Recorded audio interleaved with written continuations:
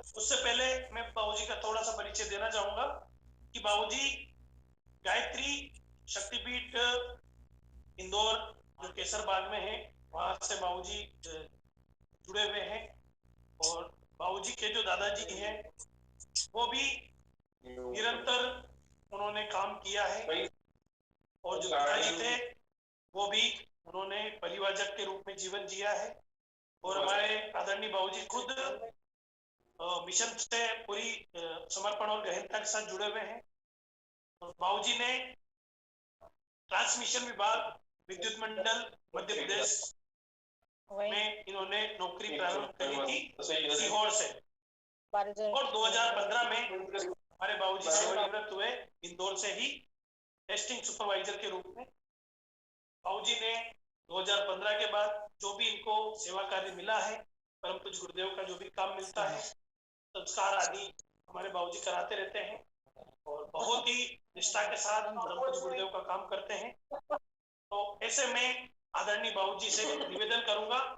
और अगर वो आदरणीय बाबूजी उस विराट सत्ता से, उस परम सत्ता से जब बाबूजी का मिलना हुआ, उससे पहले का जीवन आदरणीय बाबूजी का, हालांकि बाबूजी पहले से ही गायत्री परिवार से जुड़े हैं, फिर भी गायत्री परिवार से जुड़े होने के बाद भी ऐसी बहुत सारी कमियां होती है जो हम खुद जब उससे और गहनता से जुड़ते हैं तो वो हमें पता पड़ता है कि हाँ, जब हम गुरुदेव को समझने लगे, हो सकता है बचपन से हम जुड़े हो, लेकिन एक जो बोध का जो समय होता है वो भी हमारे जीवन में आता है, तब हम समझ पाते हैं कि वास्तव में हम उस गुरु सत्ता से जुड़े, उस विराट सत्ता से जुड़े।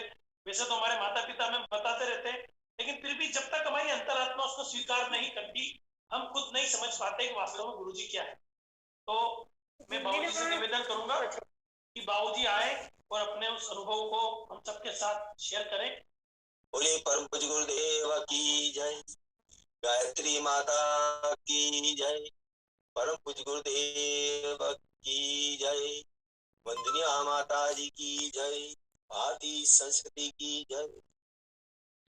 आज बहुत सौभाग्य का अवसर प्राप्त हुआ है कि झालावाड़ राजासांग क्षेत्र से हम जुड़कर मिशन के संबंध में जो हमारे परिवार से लेकर मुझ तक जो अनुभव रहे हैं वो मैं सब तक पहुंचाने का प्रयास करूं। और हम केवल शिष्य ही नहीं, शिष्यत्व भाव से गुरु से जुड़कर यदि अपना कार्य करते रहेंगे या जीवन जीते रहेंगे तो निश्चित ही गुरु की कृपा हम सब पर बनी रहेगी। ऐसा हमारे परिवार का और हमारा साक्षात अनुभव है।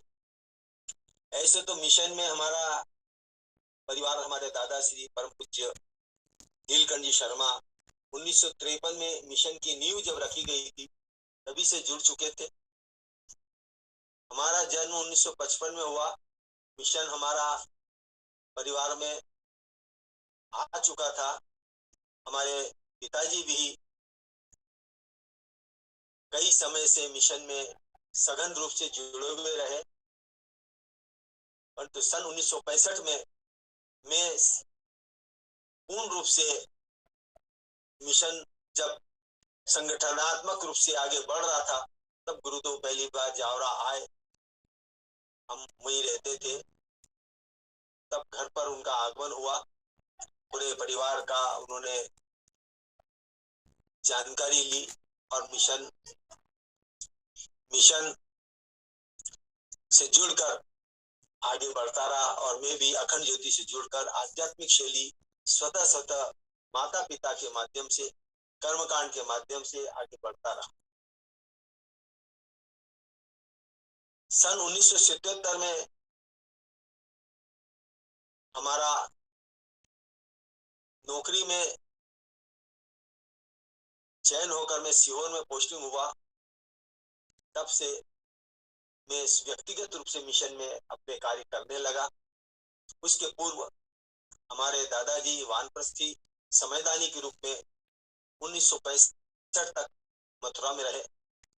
हमारे पिताजी परिव्राजक रूप में सन 1970 से जब से मिशन का कार्य हरिद्वार से प्रारंभ हुआ, टोलियों के रूप में चले और अश्वमेधादिक यज्ञ में समयदानी के रूप में उन्होंने बहुत समय दिया। और सन 1986 से मैं सरदारपुर धार डिस्ट्रिक्ट मध्य प्रदेश में पोस्टिंग मेरी हुई प्रमोशन पर, तो मैंने भी वहां 14 साल पुनः सघन रूप से मिशन के हर कार्य में भागीदारी ली। और केवल भागीदारी नहीं ली, श्रद्धा विश्वास समर्पण के साथ में गुरु से जुड़कर मैं कार्य करता रहा, कई लोगों को जोड़ता रहा। सन 1976 में हमारा साक्षात व्यक्तिगत रूप से गुरुदेव से मुलाकात शांति कुंज हरिद्वार में युवा साधना सत्र में हुई। 1976 का जब हमारा साधना सत्र समापन हुआ, उस समय गुरुदेव से कोई भी मिल जाया करते थे। हम भी अंतिम विदाई के दिन भोजन करके दोपहर में ट्रेन से वहां से रवाना होना था, पर दो साथी थे, दोनों मिलकर गुरुदेव के कमरे तक धीरे धीरे पहुंच जाते हैं।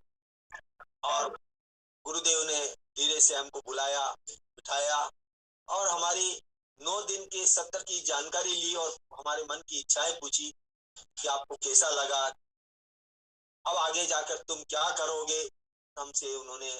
हमने उनसे यही कहा कि हम आप जैसा आदेश देते हैं या आप जैसा हमें प्रेरणा देंगे वैसा हम कार्य करते रहे। गुरुदेव ने मुख्य रूप से 3 बातें हमको उस समय कही थी, जिसको हमने आज तक अपने जीवन में बनाए रखा और उसी के आधार पर मिशन, परिवार, समाज, राष्ट्र और नौकरी सब में उन बातों को समावेश रखा। पहली बात उन्होंने बोली थी कि निर्भय होकर, निडर होकर, निष्पक्ष भाव से मेरे मिशन का कार्य करते रहे। दूसरी बात उन्होंने कही थी कि मेरे हाड़ मांस के शरीर को ये दर्शन के लिए बार बार शांति कुंज पर नहीं आना। मेरा दर्शन यदि तुम्हें करना है तो मेरी विचार काया मेरे साहित्य में तुम्हें मिलेगी, और श्रवण कुमार बनकर इस विचार काया को तुम घर घर पहुंचा दे, बाकी कार्य मेरा है। तीसरी बात उन्होंने कही थी कि बाकी सब काम मैं करूंगा, तुमको केवल श्रवण कुमार बनकर मेरी विचार काया को घर घर पहुंचाना है। श्रद्धा विश्वास समर्पण निडर और निर्भय होकर मेरे मिशन के कार्यों को गति देना। इसलिए वो बातें हमें अंतिम समय तक याद है, याद रही है, और जहां जहां हमने उन बातों का अनुभव भी किया, चाहे परिवार में हो, चाहे समाज में हो, चाहे राष्ट्र में हो, चाहे नौकरी में हो, चाहे मिशन में हो, हर जगह अप्रत्यक्ष रूप में गुरुदेव ने विपरीत परिस्थितियों में भी हर कार्य को सफल करवाने में अथक कृपा दृष्टि बरसाई।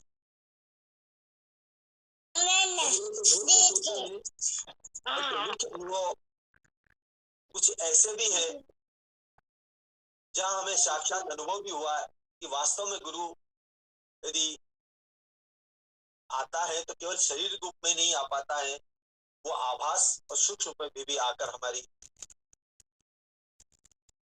दशा को, जीवन जीने की कला को बदल सकता है। कुछ मुख्य उदाहरण ऐसे हैं, जैसे कि यात्रा में एक बार हमारा वाहन, बड़े वाहन से दुर्घटना होती है। दुर्घटना होती है मोटरसाइकिल ट्रक की। ट्रक सामने से आता है और टक्कर तो हो जाती है, पर मोटरसाइकिल वहीं सेंटर में रोड पे गिरती है और मैं कम से रोड से 10 फीट दूर था। किसने वहां पर मुझे पहुंचाया? ठीक, दुर्घटना होती तो क्षति तो होती है, परंतु वहां उन्होंने अनुभव किया मैंने कि रोड के 10 फीट दूर कोई पहुंचाने वाला व्यक्ति सूक्ष्म में था। ठीक इसी तरह इंदौर में हमने जब मकान का निर्माण किया,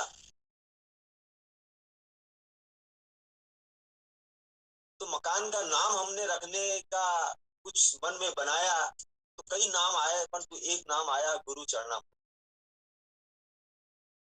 अब ये नाम तो हमने रख दिया, कई लोग बोलने लगे गुरु चरणामृत क्या होता है, परंतु जिस दिन मकान निवास का वास्तु पूजन के पश्चात हमने उसका रात को आभास किया कि वास्तव में शांति कुंज के आसपास गहन जंगल दिख रहा है, और उस जंगल में एक दाढ़ी वाला बाबा दर्शन हमें देते, और श्रीमती को भगवान को निराने के पश्चात जो चरणामृत बसता है वह पात्र दिखता है जिसमें चरणामृत पड़ा हुआ है। तो हमने अनुभव किया कि वास्तव में जो नाम हमने दिया है गुरु चरणामृत वो सार्थक है, और गुरु ने इस निवास स्थान पर कृपा बनाई रखी। इसी तरह कई उदाहरण हर लोगों के मन में आते हैं और अनुभव भी करते हैं, परंतु इन अनुभव और चमत्कार से रहकर हमें केवल चमत्कार ही उससे प्राप्त नहीं करना। गुरुदेव ने कहा हम बदलेंगे, युग बदलेगा, युग निर्माण होगा कैसे, व्यक्ति के निर्माण से। दो वाक्य दिए। तो हम सबसे पहले गुरुदेव की वह पुस्तक को याद करते हैं जिसमें लिखा है उन्होंने, सबसे बड़ा सुधार स्वयं का सुधार। मिशन का कार्य करना है तो दूसरों तक तो पहुंचना ही है, परंतु हम अपना भी अवलोकन करते रहें कि क्या शिष्यत्व भाव से हम निष्पक्ष भाव से समाज का, परिवार का या मिशन का कार्य कर पा रहे हैं या नहीं कर पा रहे, या केवल मिशन में ऊपरी लेवल तक हमारी पहुंच बन जाए, या पीले कपड़े पहनकर केवल हम कर्मकांड यज्ञ ही करते रहे, यहाँ तक सीमित नहीं। पिछले 2 वर्ष में इस कोरोना महामारी में कई ऐसे अवसर आए सबके पास में कि कितना हम समयदान देकर कितना लोगों का भला कर सकते हैं और कितना लोगों का हित कर सकते हैं, चाहे वह सेवा के रूप में हो, चाहे दवाई के रूप में हो, चाहे भोजन के रूप में हो, चाहे अंशदान के रूप में। कई लोगों ने किया है मिशन के माध्यम से, समाज के माध्यम से, व्यक्तिगत जीवन के माध्यम से। वही हमारा सबसे बड़ा पुण्य होता है और होता रहेगा। तो हम सभी से यही अनुरोध करना चाहते हैं कि आज मिशन तकनीकी से जुड़कर ही कार्य कर पा रहा है, हर व्यक्ति तकनीकी से जुड़कर ही कार्य कर पा रहे हैं, फील्ड में कार्य संभव नहीं हो पा रहे हैं। हम ग्रह ग्रह यज्ञ के माध्यम से, संस्कार के माध्यम से विचारों को बदलने का प्रयास करें, और गुरुदेव के विचारों की छोटी छोटी पुस्तकें लोगों तक पहुंचाकर उनकी विचार काया को घर तक पहुंचाने का प्रयास करते रहे, तो निश्चित ही वो पुस्तक कभी उसके हाथ में आएगी, और जब भी वो मौन गुरु को उस पुस्तक का पठन पाठन करेगा तो उसका विचार अवश्य बदलेगा। कर्मकांड में विशेषकर 16 संस्कार की जो मान्यता दी गई है, मुख्य रूप से 19वां संस्कार जो होता है, जो हमारे अश्वमेध यज्ञों में दीप यज्ञों में के माध्यम से कई अश्वमेध 19वां संस्कार वहां पे संपन्न हुए, विवाह संस्कार संपन्न हुए, ताकि आने वाली संतानें समाज को कुछ दे सके, संस्कारवान बन सके, और आने वाली पीढ़ी परम पूज्य गुरुदेव के विचारों के आधार पर युग का निर्माण कर सके, व्यक्ति का निर्माण कर सके और अच्छा समाज दे सके। इसलिए मुख्य रूप से हमें स्व संस्कार पर जोर देना चाहिए। एक होता है मुंडन संस्कार, जिसमें पहली बार बाल बच्चे के उतारे जाते हैं। मुंडन संस्कार के माध्यम से कई प्रकार का खर्च तो होता है, भैरव जी के नाम से कई प्रकार की पूजाएं होती हैं, दूर दूर तक जाते हैं, परंतु कई लोग मन स्थिति सही न होने के कारण भगवान को कुछ चढ़ाया जाएगा तो ही भगवान हमें कुछ देंगे, ऐसी धारणाएं समाज में बनी हुई है। उनको समाप्त करने के लिए हमें गुरुदेव की जो छोटी पुस्तक है पशु बलि के नाम से, उस पशु बलि को कैसे भैरव के नाम से किस रूप में रोका जाए, यह प्रयास करना आवश्यक। मुंडन जरूरी नहीं कि किसी विशेष स्थान पर ही जाकर किया जाए। गुरुदेव ने यह भी कहा है कि जिस भावना से जहां पर देवताओं को आमंत्रित किया जाएगा वो वहां पर जागृत होंगे और हमारा कार्य संपन्न होगा। ठीक इसी तरह हम घर पर भी मंदिर बनाकर, मन एक मंदिर बनाकर, दिल एक मंदिर बनाकर, घर में भी हर देव शक्तियों का आह्वान करके मुंडन संस्कार को कम खर्च में, अच्छे रूप में और किस प्रकार से क्यों किया जाता है। गुरुदेव ने व्हाट व्हाई, क्यों, क्या, कैसे पे ही जोर दिया है। आने वाली पीढ़ी को जब व्हाट व्हाई धर्म के मामले में, संस्कृति के मामले में हम नहीं बताएंगे, केवल ऊंचे ऊंचे शब्दों और ऊंची ऊंची शैली के माध्यम से कर्मकांड संपन्न करा देंगे तो पीढ़ी समझ नहीं पाएगी। इसलिए मुंडन संस्कार को बलि से रोकते हुए संपन्न करवाने में जोर देना चाहिए। यज्ञोपवीत संस्कार के लिए कोई जरूरी नहीं कि ब्राह्मण ही हो। मालूम है सबको कि गुरुदेव को जब ब्राह्मणों ने सहयोग नहीं दिया तो गुरुदेव ने कहा आज से मैं मेरा स्वयं के मिशन के ब्राह्मण तैयार करूंगा और सबको जनेऊ देकर, जनेऊ संस्कार करके कई प्रकार के ब्राह्मण बनाए। देख ली जाए 15 करोड़ व्यक्ति जाति परिवार में, किस जाति से, किस धर्म से वो नहीं देखा गया। केवल गुरुदेव से जुड़ कारवान बनकर, कर्मकांडी बनकर समाज में दिशा निर्देश कर रहे हैं। तो हमें इस कर्मकांड के माध्यम से जनेऊ दी जाए तो यह जोर दिया जाए कि वो जनेऊ पुनः उतारी न जाए, कैसे समय समय पर उसको बदला जाए, कैसे कैसे पहना जाए और कब कब क्यों पहनी जाती है, इस पे ज्यादा चिंतन मनन करते हुए जनेऊ संस्कार को संपन्न करवाना चाहिए। साथ ही विवाह संस्कार संपन्न जो होते हैं, अधिकतर परंपराओं में विवाह रात्रि के समय संपन्न किए जाते हैं। तो विवाह का स्वरूप दिन में होना चाहिए और वास्तव में विवाह दिन में ही हुआ करते थे। बीच में मुगल काल का राज्य आया, तब से लूटपाट जो मची,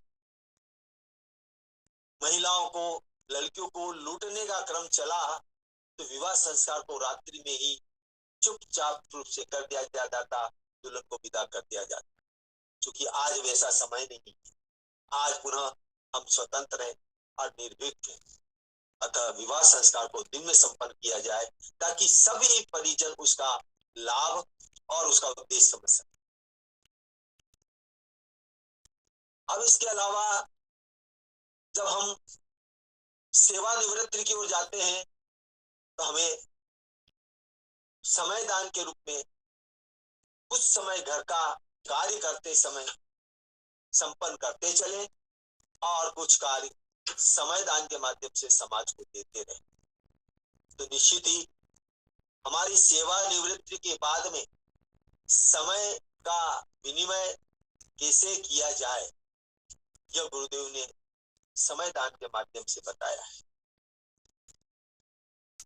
समय दान अंशदान से भी बड़ा दान है। अंश तो कोई भी देते, कई करोड़पति अंशदान देके अपना कार्य कर लेते। गुरुदेव ने सबसे पहले जब मिशन का गठन किया तब युग निर्माण योजना का कार्यालय और भवन बन रहा था। उसी समय बिरला जी का भी वहां बिरला मंदिर बन रहा था।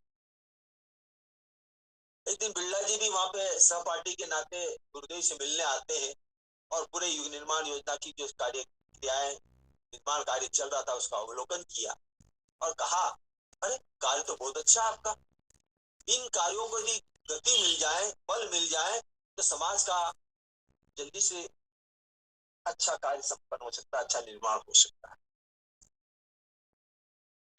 तो गुरुदेव ने कहा क्या करें बताइए आप। तो बिरला जी ने कहा कि हम आपको उस समय का जो अनुदान राशि उन्होंने बोली थी कि हम आपको इतना रुपया देते हैं, आप मिशन की गतियों को बढ़ाइए।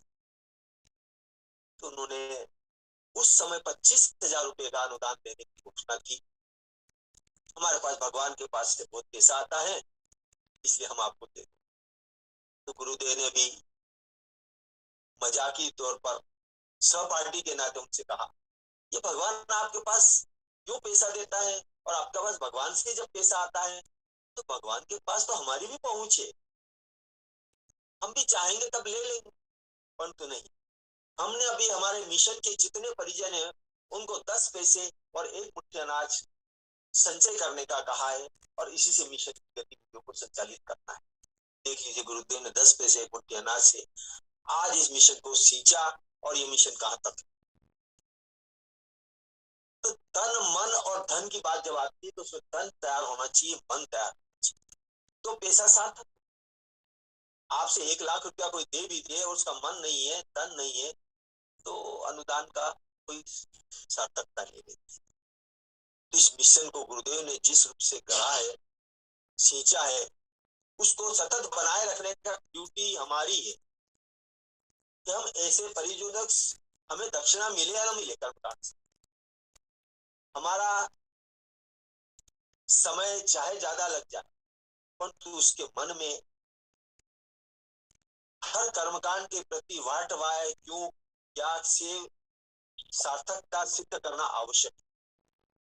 जिस विधि से वह समझ जाए वह विधि गुरुदेव ने दी है। गुरुदेव ने भी यही कहा है कि मैं कोई नया साहित्य नहीं दे रहा हूं, मैं वही साहित्य दे रहा हूं जो आदिकाल से, मैं केवल आपको उसको मॉडिफाइड करके, नवीनीकरण करके साहित्य प्रस्तुत कर रहा हूं, जो आने वाले युग में विज्ञान और धर्म को एक साथ संचालित करने की आवश्यकता पड़ेगी, तब यह साहित्य काम आएगा। विज्ञान आध्यात्म के साथ में, चाहे राजतंत्र हो, चाहे न्याय तंत्र हो, चाहे समाज तंत्र हो, चाहे धर्म तंत्र हो, सभी तंत्रों में आज आध्यात्म की कितनी आवश्यकता है ये सब समझ रहे हैं। और कई ऋषि मुनि अपने गुरुदेव के उच्च स्तर के भी हैं, जो हिमालय में आज भी हैं, जिस दुनिया को बदलने में गुरुदेव की सूक्ष्म स्थिति में रहकर उनका सहयोग देकर कई ऋषि मुनियों के माध्यम से इस दुनिया को अपने ढंग से परिवर्तित करने के लिए, विश्व गुरु भारत को बनाने के लिए प्रेरित, उसमें हमारी आहुतियां जिस ढंग से गुरुदेव की आने की इच्छाएं थी वैसे हमें संपन्न करना चाहिए। चकाचौंध की इस रोशनी में हम बह न जाएं और केवल स्वाहा कहने पर ही या स्वाहा करने पर ही न रह जाएं। उस स्वाहा की आहुति हम मानवता की सेवा, विश्व की सेवा, और उसमें चाहिए 3 बातें: श्रद्धा, विश्वास, समर्पण। ये 3 बातें कहीं भी नहीं होंगी तो हम कोई सा भी कार्य गुरुदेव का संपन्न नहीं कर पाए। इच्छा शक्ति, दृढ़ संकल्प, आत्मविश्वास, हर कार्य को करने के लिए जरूरी। हमारे बहुत से पुराने परिजन होंगे जिन्होंने छोटे छोटे यज्ञ, बड़े बड़े यज्ञ किए, उसमें इतने संसाधन नहीं थे, सब हाथ से परिश्रम से ही हर कार्य संपन्न हुआ करते थे। कितनी विपरीत परिस्थितियां होती थी, कितना कम रुपया होता था और उसी में मिशन का कार्य संचालित होता था, यज्ञ पूरा हो जाया करते थे। आज वह स्थिति नहीं है, परंतु हमारे मन स्थिति को ऐसा बनाया जाए और इस ढंग से किसी कार्य को संपन्न किया जाए कि जिस घर पर गुरुदेव हमको पहुंचाए वह आत्मविभोर होकर गुरुदेव की बातों को स्वीकार करके अपनी जीवन दिशा बदलने में आगे बढ़ जाए, तो यही परम गुरुदेव का सबसे बड़ा संदेश है और कार्य है। यही हमारी सफलता है। चाहे वह सफलता किसी टीवी पर न हो, किसी पत्रचार में न हो, कई हाईलाइट में न हो, परंतु एक छोटे से स्थान पर जाकर यदि आपने 5 लोगों का विचार बदल दिया, अपने कर्म कांड के माध्यम से, अपने विचार के माध्यम से, दीप यज्ञ के माध्यम से, तो समझ लीजिए गुरुदेव प्रसन्न हो गए और गुरुदेव आपके कार्य से संतुष्ट होकर आनंदित होंगे। यह हमारा पूर्णतः विश्वास है और ऐसा ही हमने भी अनुभव किया है। और यही कार्य जरूरी नहीं कि हमारे लिए लाइन लगी रहे किसी कार्य की। जब भी हमारे पास कोई संदेश आता है, कोई कार्यक्रम के लिए आग्रह करता है, चाहे वह शमशान में अंत्येष्टि क्यों ना हो, चाहे श्राद्ध तर्पण पिंडदान क्यों ना हो, आप और हम देखते हैं कई कर्मकांडी पंडित किसी भी कार्य को संपन्न कराते हैं तो करा तो देते हैं, परंतु क्या, क्यों, कैसे बताने के लिए वो तैयार नहीं रहते। उनको केवल दक्षिणा से, पूजा पाठ से, कर्मकांड से मतलब रहता है और उसको लेकर वो प्रतिष्ठित करते हैं। जबकि गुरुदेव ने ये नहीं कहा। गुरुदेव ने यह कहा कि कोई भी कार्य करिए, चाहे वो छोटा हो या बड़ा, मंत्र कम हो सकते हैं, परंतु जहां तक उसके अंदर विचार क्लियरेंस नहीं होगा सामने वाले को, जजमान को, वहां तक वह सफल नहीं हो सकते। इसलिए कहा है कि तंत्र, मंत्र और यंत्र, तीन चीजों से हर कार्य संचालित होते हैं, परंतु तांत्रिक क्रियाओं की ओर हमें न जाना है, गुरुदेव ने मना किया है, और न जाना है। यंत्र विज्ञान ने हमें बहुत दिए है, पैसा कमाने पर, खर्च करने पर जीवन को अच्छा बनाया जा सकता है, परंतु विचारों से भी अच्छा बनाया जाए, संस्कारों से अच्छा बनाया जाए, यह भी नहीं भूलना चाहिए। परंतु एक चीज गुरुदेव ने दी है कि मंत्र केवल व्यक्ति को ही करना पड़ता है, वह कभी दूसरे के करने से संपन्न नहीं होता।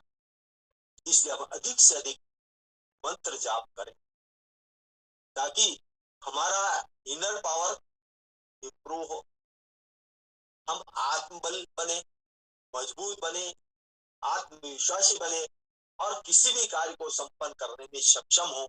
और गुरुदेव ने यही मंत्र जप कर 24 लाख के 24% कर डाले। देख लीजिए उन्होंने, उनकी तपस्या का प्रभाव कि आज कितने लोग उनके माध्यम से जुड़कर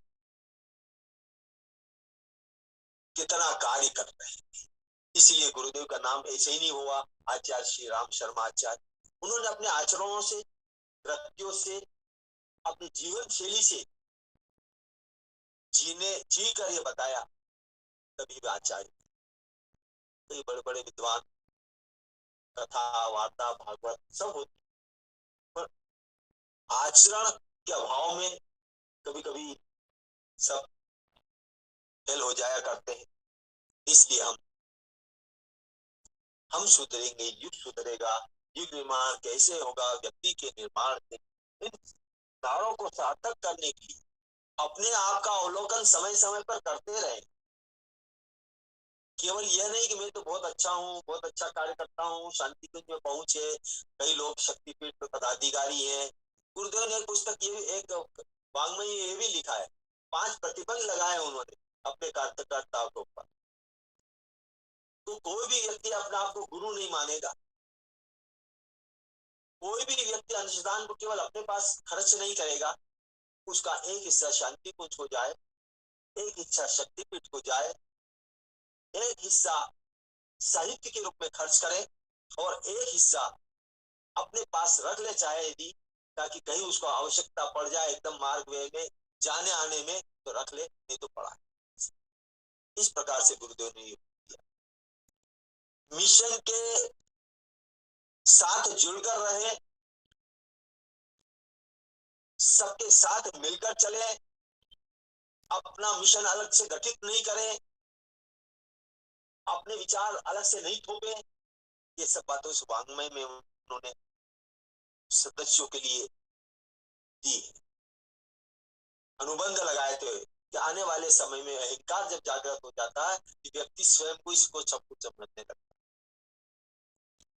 गुरुदेव ने कहा था कि मैं 2010 तक सूक्ष्म में रहकर आपके सब कार्यों को संचालित करवाने में अपना उपस्थिति दर्ज करके अच्छी तरह संपन्न करवाऊंगा। देख लीजिए हमारे कितने कार्यक्रम हुए। गुरुदेव किसी न किसी रूप में जुड़कर, सूक्ष्म में रहकर हमारे हर कार्यों को संपन्न करवाया है और आप सब अनुभवी हैं। तो हमारा सबसे विनम्र अनुरोध है कि हमने जितना अनुभव किया है, एक बार हमारे पिताजी ने एक चिट्ठी लिखकर दी थी शुरुआत, जब गुरुदेव से हम गए थे मथुरा में 1976 में। कुछ प्रश्न उन्होंने लिखे थे गुरुदेव को, और उस मेरे बारे में कि ये करता है, ये पढ़ता है, इसके ये काम बाकी है, ये काम बाकी है। तो हमने तो उस कमरे में, जिस कमरे में अपन दर्शन करने जाते वहां जाकर बैठे थे, और गुरुदेव ने चिट्ठी खोल कर पढ़ी और बोलते गए, वो पढ़ते गए, हाँ ये हो जाएगा, वो हो जाएगा, वो हो जाएगा। वास्तव में उन्होंने जो बोला था उसका जीवन में साक्षात अनुभव हुआ है, संपन्न भी हुआ है, सुखी भी रहे, संतुष्ट भी रहे, और किसी कार्य में कहीं से कहीं तक अवरोध भी नहीं आया, ना किसी प्रकार की कमी हुई है। ये हमारे दादाजी, पिताजी और हमारे पूरे परिवार में गुरु की कृपा अनवरत रूप से बनी रहती है। हमारे अभी जो पोते हैं वे भी, मैं तो संगीत में आगे नहीं बढ़ा, परंतु वे अभी संगीत, अपने मिशन के ही परिजन आते हैं और उनको संगीत सिखाते हैं, और संगीत में कुछ गति ले रहे हैं। चाहे वो समयदान रूप में गुरुदेव उनको आगे कैसा जोड़ेंगे वो तो गुरुदेव स्वयं जान देंगे, परंतु हम चाहते हैं कि हम सभी अपने आने वाली पीढ़ी को भी जोड़ने का प्रयास करें किसी न किसी रूप में, और जितना भी गुरुदेव का लिटरेचर है घर के अंदर सुव्यवस्थित से जमाने का प्रयास करें, ताकि कब अपनी दुनिया से विदाई हो, कम से कम वो साहित्य तो उनके पास बना रहेगा, और सामने आएंगे तब वो जरूर उसको पढ़ेंगे लिखेंगे। आने वाला समय आज भले ही स्वाध्याय में पीछे है, क्योंकि इंटरनेट आ गया है, नेट आ गया है, मोबाइल आ गया है, व्हाट्सएप आ गया है, व्यक्ति इसी में उलझा रहता है, पढ़ने की फुर्सत नहीं है। पर एक समय पुनः आने वाला है जब गुरुदेव को, साहित्य को पढ़ने के लिए लालायित होंगे और इधर उधर ढूंढने का प्रयास करेंगे, क्योंकि लोग परेशान हो जाएंगे। विचार कहां से ले, बदला हुआ साहित्य कहां से ले, कठिन साहित्य बहुत है, ग्रंथ बहुत है, पर गुरुदेव ने इतना निचोड़ निकाल निकाल कर एक छोटी सी पॉकेट बुक को भी एक विशाल ग्रंथ रूप में लिखकर अपने सामने रखा। इसे 108 वाङ्मय के रूप में कहा गया। सब तो कोई पढ़ नहीं सकता, कितना ही कोशिश कर ले। इसीलिए कहा गया है कि जितनी साधना होती है, जितनी उपासना होती है, जितनी आराधना होती है, उसमें कितनी हमारी श्रद्धा है, विश्वास है, और मौन के रूप में, सरस्वती के रूप में हमारे जीवन में कैसे ज्ञान प्राप्त हो सकता है, ये आप हम सभी जानते हैं। जरूरी नहीं कि पढ़ना आवश्यक, ज्ञान स्वतः प्राप्त होता है। महापुरुष जितने भी हुए हैं वे कभी भी ज्यादा ज्ञान करने के लिए डिग्री नहीं की, उन्होंने स्वतः ज्ञान प्राप्त किया है, तपस्या के माध्यम, ध्यान के माध्यम, अनुभव के माध्यम, परिश्रम के माध्यम, पुरुषार्थ के माध्यम, व्यक्तित्व के माध्यम,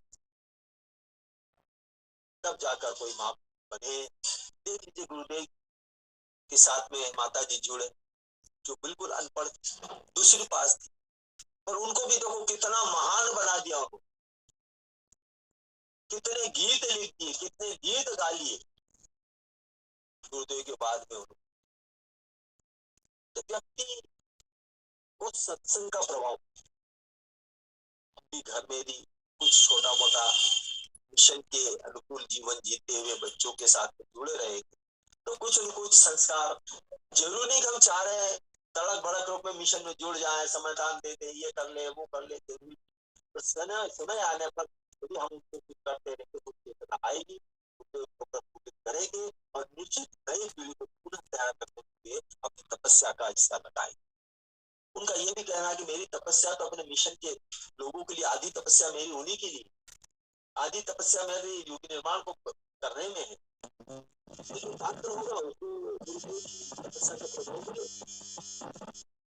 से नहीं, पीले कपड़े पे कर रहा हूँ, कर्मकांड कराता हूँ, यज्ञ करता हूँ, मिशन में जुड़ा हुआ हूँ, समयदान देता हूँ, इससे मतलब नहीं। कितनी पात्रता गुरुदेव स्वयं अपने कैमरे में कैच कर रहे हैं, ये आज के कैमरे में नहीं, भगवान के कैमरे में हम कितने सही ढंग से प्रस्तुतिकरण रूप में पकड़ में आते हैं, वह काम का है कैमरा, और वो फोटो वहां काम का है। ये फोटो तो कभी भी मिट सकते हैं, जा सकते हैं, सबके पास पहुंच भी नहीं सकते हैं, और फोटो के आने से कितनी अच्छे हम फोटो खिंचवा ले उससे कोई मतलब। जहां तक श्रद्धा, विश्वास, समर्पण के माध्यम से गुरुदेव के साथ जुड़कर मिशन का काम हम करते रहेंगे, तो जो कैमरा हमारा चल रहा है गुरुदेव के पास में, उस कैमरे में कितने हम फिट होते हैं, वे आने वाले युग में पुनर्जन्म के रूप में भी आपको अवसर दे सकते हैं, ऐसा बात नहीं है, क्योंकि मिशन तो बाद गति से चलता रहेगा। ऐसे कई नरेंद्र विवेकानंद आज भी हमारे उपलब्ध हैं। देख लीजिए डॉक्टर साहब एक विवेकानंद के रूप में ही हमारे बीच में, गुरुदेव ने चाहे वो दामाद रहे हो, पर उनको विवेकानंद के रूप में उन्होंने चयन किया। आज एक नया विवेकानंद राजतंत्र में भी बैठा हुआ है। ऐसे कई विवेकानंद अपने अपने तरीके से पुनः इस विश्व गुरु को बनाने के लिए, भारत को विश्व गुरु बनाने के लिए गुरुदेव के माध्यम से, सूक्ष्म ऐसे कई ऋषि मुनियों के माध्यम से प्रयास चल रहा है। आप और हम तो केवल एक बहुत हिस्से, हम अपने आप को क्या माने कि हम क्या कर रहे हैं क्या नहीं कर रहे हैं। बस एक गंगा सागर से एक नदी हिमालय से जुड़ती है, गंगा सागर में मिल जाती है, तो अपन भी एक हिमालय के माध्यम से जो ज्ञान गंगा और गुरुदेव के माध्यम से निकली, उसमें अपन जुड़ गए। अब उस जुड़कर हम भी ऐसे महासागर में समावेश होकर अपना जीवन लीला गुरुदेव के माध्यम से संपन्न करते रहे अंतिम क्षण तक। अगले जन्म में ऐसा अवसर पुनः मिले कि इसी के कुछ कार्य हम करते रहे, यही हमारी मन की इच्छा होना चाहिए। और यही पके हुए फल की एक दशा होती है। पका हुआ फल पकने पर फल से स्वतः गिर जाता है। हमें भी अपनी उम्र के साथ में ये समझना चाहिए कि अपन पके हुए फल हैं, कभी भी गिर सकते हैं। इसलिए निर्मोही बनकर नहीं, जीवन में जीते हुए मन से सब चीजों से मुक्त होने का प्रयास करें, और जहां जैसी स्थिति बने वैसा गुरुदेव का कार्य करने का प्रयास करें। ये व्यवस्था होगी, ये संसाधन होंगे, ऐसा अवसर मिलेगा तो हम कार्य करेंगे, यह संभव। जिस परिस्थिति में जैसा अवसर हमें ईश्वर दे दे, उस कार्य को संपन्न करें। परिवार का कार्य तो सभी करते, निष्काम भाव से। जो हमारे मतलब के लोग नहीं है, मतलब की रिश्तेदारी नहीं है, जाने अनजाने इस काम कितना कार्य कर देते हैं, सबसे बड़ा बात हो जाता है। तो मिशन के बारे में, गुरुदेव के बारे में कहें क्या कहें कि गुरुदेव ने तो अंतिम समय तक अपने को छिपा कर रखा। भाइयों को मालूम होगा 1990 जब उन्होंने शरीर छोड़ा, उसके पूर्व गुरुदेव ने एक बात कही थी कि जहां तक इस दुनिया के रंगमंच पर हमारा अभिनय चल रहा है, हमारा नाटक चल रहा है, वहां तक हमारा कोई भी फोटो, कोई भी चित्र किसी पुस्तक पर नहीं आना चाहिए। देख लीजिए अखंड ज्योति 90 के गुरुदेव के कहीं भी फोटो नहीं, उसके बाद में ही आए। तो हम भी फोटो में नहीं उलझे, पत्रों में नहीं उलझे, किसी टीवी के न्यूज में चैनल में नहीं उलझे। हम तो उस बड़ी चैनल से संपर्क बनाए रखें जहां पे हमेशा चलता रहता है फोटोग्राफी, और वो खींचते, तो ही वह व्यक्ति, चाहे वह छोटा हो, परंतु तो हनुमान जी ने कभी बड़ा बनने का प्रयास नहीं किया। राम काजू किए बिना मोहि काम बिसरा, हम भी राम के करने के हुए। उन्होंने यह नहीं सोचा कि मुझे भगवान कोई पद देंगे या नहीं देंगे। उन्होंने चरणों की सेवा ले ली, नहीं मिली तो चुटकी बजाने की सेवा ले ली। और समर्पण इतना था कि माँ सीता जब सिंदूर मांग में भरती है तो हनुमान पूछते हैं ये क्या है, तो कि ये इससे प्रभु खुश होते हैं। बस इतनी बात सुनते ही हनुमान ने अपनी कुटिया में जाकर सिंदूर का एक बोरा अपने ऊपर ले लिया और जय राम श्री राम करने लगे। और भगवान ने कहा ये क्या है, तो भगवान आपको कुछ प्रसन्न होना चाहिए। माँ सीता जब जरा सी बिनती लगाती सिंदूर की, आप खुश रहते, तो पूरे शरीर में सिंदूर डाल। तब से भगवान राम ने क्या कहा, आज जो भी तेरे नाम की भक्ति करेगा वो मुझे ही लगेगी। तो यह है समर्पण, अपने गुरु के प्रति समर्पण, विश्वास और श्रद्धा। और जो ये तीन चीज रखता है उसी में फिर आत्मविश्वास जागृत होता है, आत्मबल जागृत होता है और इच्छा शक्ति। किसी भी कार्य को संपन्न करने के लिए तीन चीज की जरूरत है, और तीन तो ही व्यक्ति कुछ कार्य निष्पक्ष भाव से कर सकता, नहीं तो अपने नाते रिश्तेदारी मोह में जाल में अंतिम समय तक फंसा रहता है। और बस हम तो फलाने से जुड़े हुए हैं, फलाने से जुड़े हुए हैं, यही कार्य करते रहे, सोचते रहे। तो आज जो हमारे भाई जो मुंशियारी में साथ में रहे, अर्जुन भाई, तीन व्यक्ति हम एक साथी बनकर एक कमरे में रहे। एक भाई और थे विदिशा से, कहां से, और गुरुदेव वहां पे जो एक नया संदेश आश्रम मुंशियारी के रूप में उपस्थित किया। वहां जो आत्मानुभूति होती है, हिमालय के बीच में गुरुदेव कैसे रहेंगे, अपन तो वहां बिल्कुल सुव्यवस्था के रूप में रहते हैं, पर गुरुदेव को इतनी व्यवस्था नहीं मिली हो, नहीं मिली, क्या मिली नहीं। ये तो केवल तपस्या एक वर्ष की, जब जब गुरुदेव ने बुलाया उनको तब जब गए गए, और अपन तो बिल्कुल सुविधाओं के रूप में गए। फिर भी वहां का अनुभव कुछ ऐसा रहा कि ये देखो आपके क्षेत्र में कितना कार्य कर रहे हैं, कितनी ऊर्जा लेकर आए हैं। हम तो ठीक ज्यादा उम्र के होने के बाद में इतना कार्य नहीं कर पा रहे हैं। जो हमसे संपर्क करता है, जो आदेश देता है या क्या इच्छा रखते हैं, अपने अनुभव के आधार पर अनुभव प्रस्तुत कर देते हैं या कोई कार्य कर देते हैं। तो हम सभी हमेशा से जुड़ते रहें, करते रहें, और जितनी बातें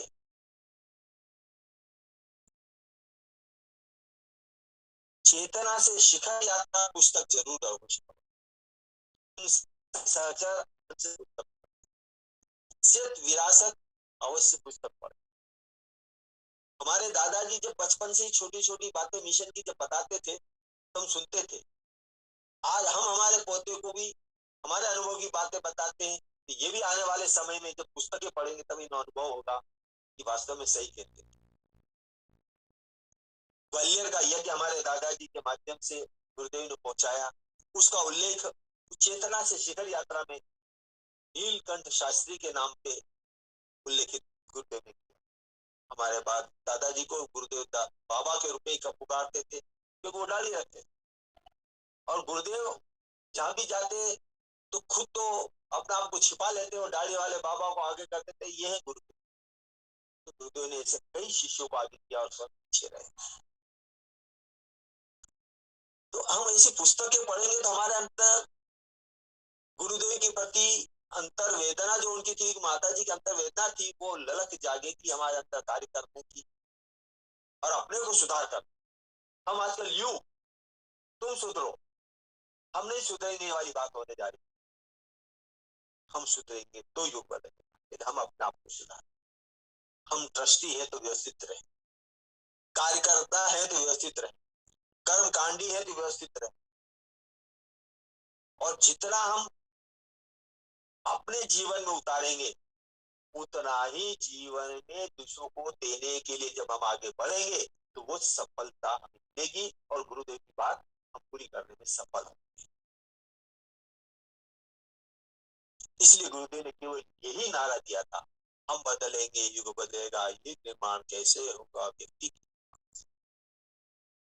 पर इन वाक्यों से हम पीछे हटते चले, हम अपने आप को बदलने में पीछे रह गए। इसलिए आपसे पुनः आग्रह, अनुरोध है, निवेदन है कि गुरुदेव से यदि आप जुड़े हैं तो निश्चित ही आपका भाग्य बहुत उज्जवल है, आपका भविष्य बहुत उज्जवल है, आपका परिवार बहुत किस्मत वाला है कि इस युग में ऐसे युग ऋषि से जुड़कर अच्छे कार्य करते हुए आगे बढ़ रहे हैं, सुख संतुष्टि से जीवन जी रहे हैं और आनंद का लाभ ले। साफ सुथरा सुलझा हुआ विचार जितना गुरुदेव का आज विश्व में है उतना कहीं नहीं मिलने वाला और न मिलेगा। इसलिए सरल से सरल भाषा में किसी कार्य को करने का संबंध करें। अश्वमेध यज्ञ की एक उदाहरण याद आता है। जब अश्वमेध यज्ञ हुए तो एक गांव से छोटा सा व्यक्ति उस अश्वमेध यज्ञ में आकर आहुति देकर चला जाता है और उसे यह नहीं पूछता है कि तुमने यह कितना रुपया दिया, कहां से आए, क्यों आए, कैसे आए, किसने बुलाया तुम्हें, किसी ने नहीं। अश्वमेध का अर्थ ये होता है कि छोटी से छोटी जगह और छोटे से छोटे व्यक्ति वाले व्यक्ति भी उच्च स्तर पर पहुंचकर अपनी भागीदारी जुटा सके, श्रद्धा भावना विश्वास के साथ। ऐसे गांव वालों की मानसिकता उस अश्वमेध यज्ञ में भाग लेने के बाद रही। नहीं तो यज्ञ होता है साहब 5,000 21,000 आपको फलाने यज्ञ पर बैठ के आहुति देने के लिए देना हो। देख लीजिए आप अश्वमेध यज्ञ के माध्यम से कितने लोग आए, कितने लोग गए, कितने लोगों ने आहुतियां दी और कितने श्रद्धा भाव से उस मिशन में जुड़े, जिन्होंने आज अपने से भी ज्यादा समय दान अंशदान देकर अपने जीवन को सार्थक कर। देवनिया भाई का किस्सा आपने सुना है। झाबुआ जिले में मेवालाल जी सेंधवा इंदौर संभाग में कितना बड़ा गायत्री आश्रम चला रहे हैं। ऐसे कई गायत्री मंदिर है जहाँ पे सेवा के माध्यम से तीर्थ स्थल बने हुए हैं। हम केवल मंदिर बनाने में आगे नहीं बढ़े, हम केवल प्रज्ञा पीठ ही बना के रखे। और गुरुदेव की बात जो तड़पन थी शक्तिपीठ के अंतर्गत, कि शक्तिपीठ गलत थे, उसको सही करने बनाने में आगे बढ़े, ताकि हर व्यक्ति उस तीर्थ स्थल पर अपना मन से जुड़ाव करके जुड़ा रहे और कार्य में सहयोग देता रहे, गतिशील बनाए रहे। तो ही मिशन हमारा आबाद गति से आगे बढ़ता रहेगा। यह हम सबका, वानरों का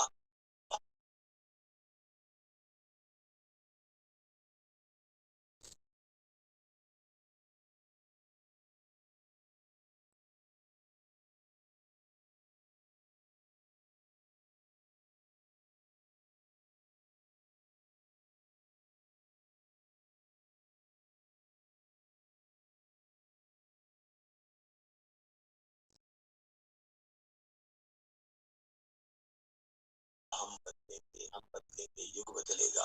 युग निर्माण कैसे होगा? व्यक्ति के निर्माण से। इन बिंदुओं पर ज्यादा जोर देते हुए अपने जीवन में आचरण सही करते हुए सही आचार्य के रूप में, सही मानव के रूप में, सही मनुष्य के रूप में आगे बढ़ने का प्रयास करते रहे। श्री गुरुदेव की कृपा आपके ऊपर, आने वाली पीढ़ी के ऊपर, क्योंकि गुरुदेव ने अंत में यह भी कहा था कि मैं उन लोगों का 7 जन्मों तक उद्धार करूंगा जो मेरे साथ जुड़कर मेरे मिशन के माध्यम से कई लोगों का उद्धार करेगा। और जो मेरे साथ विश्वासघात करेगा, मेरा नाम लेकर गलत कार्य करेगा, जी चोरी करेगा, काम चोरी करेगा, उसको मैं 7 जन्म तक छोड़ने वाला भी नहीं। इसलिए कहा गया है कि गुरु ब्रह्मा गुरु विष्णु गुरु ईश्वर गुरु साक्षात पर ब्रह्म तस्मै श्री गुरु अखंड मंडलाकारं व्याप्तं येन चराचरं तत्पदं दर्शितमेन तस्मै श्री गुरु। गुरु की व्याख्या है। इसीलिए आगे भी कहा गया ध्यान मूलम गुरु मूलम गुरु पदम मंत्र मूलम गुरु वाक्यम मोक्ष मूलम गुरु। मोक्ष यदि हम चाहते हैं तो गुरु को एक पलड़े में रखा जाए, दुनिया की ताकत को एक पलड़े में रखा जाए, तो गुरु की ताकत ज्यादा रहेगी। गुरु केवल हमें ज्ञान देता है, पर तो उतना ज्ञान देता है जितनी हमारी बात। जितना ट्रांसफार्मर से बिजली हमारे घर में आती है वही आवश्यक। ज्यादा बिजली आएगी तो हमारे सब इलेक्ट्रॉनिक उपकरण सब नष्ट हो जाएंगे, जल जाएंगे। हमारे अंदर भी यदि ज्यादा ज्ञान आ जाता है तो हम नष्ट हो जाते हैं और सहन नहीं कर पाते। गुरु केवल यही कार्य करता है, ट्रांसफार्मर के रूप में हमें ज्ञान देता है, थोड़ा थोड़ा हमारी पात्रता के अनुसार। इसलिए जप शक्ति बढ़ाइए, महामृत्युंजय मंत्र के जाप करवाइए, करिए।